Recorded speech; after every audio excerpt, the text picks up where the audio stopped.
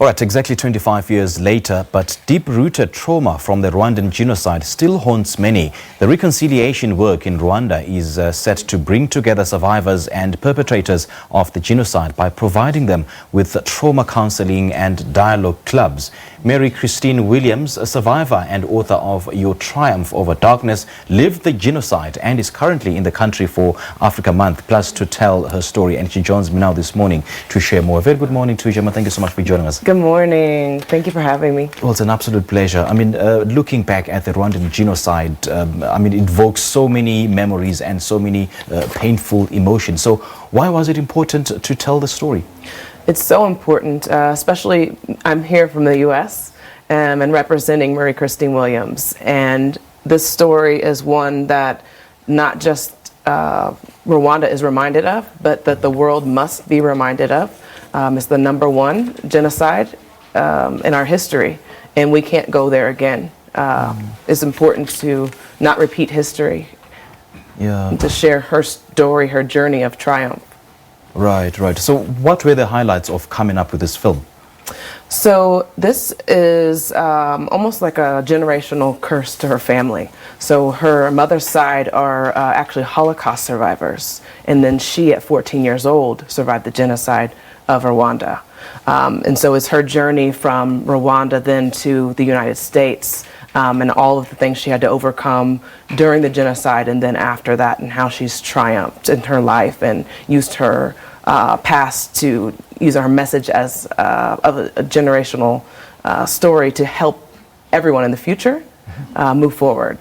You know, hundreds of thousands of Rwandans died in that genocide, and it's one issue that not so many Rwandans would like to revisit. So why do you think sharing this story will change the world in a certain way? I think it's very important, and we're not going to focus on, obviously, the bloodbath at 100 days was horrible, and we don't want to focus on that, but really her struggle as a 14-year-old girl and how she made it through that time. So we just have to pull all of that together to inspire everyone, because we have so much to learn, even in St. Louis where we live. Yeah. So 25 years later, how is Rwanda today? It is absolutely beautiful. Just myself, I can't wait to go and visit, but doing the research for the film has been extraordinary. Like I said, our city of St. Louis, you know, we have survived the Ferguson riots and everything that happened to Mike Brown Jr., and that's 5 years this August. So Rwanda recovering from this tragedy and how they've overcome to such a beautiful country, everyone has so much to learn from it. And I'm sure it must have been an emotional roller coaster for Mary Christine Williams. I mean, just sitting down with her and asking her some sort of the questions.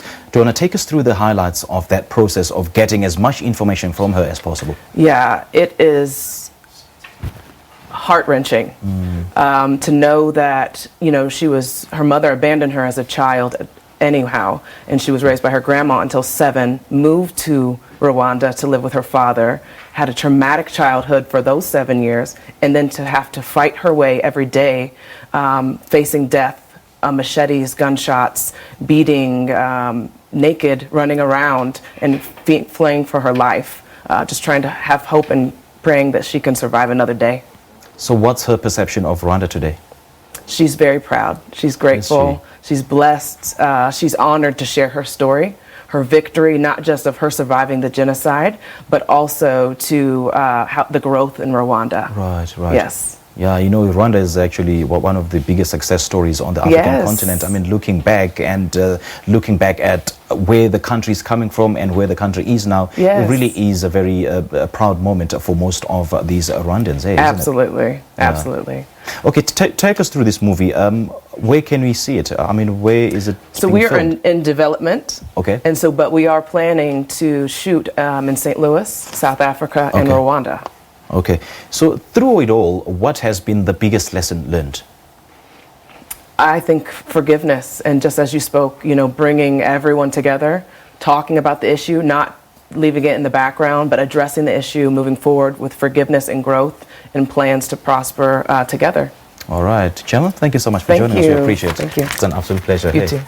All right, that was Jenna Campbell. Well, she's the producer of that Rwandan genocide film, telling the story of Mary Claire Williams, basically telling her story as this tragic event marks 25 years this year.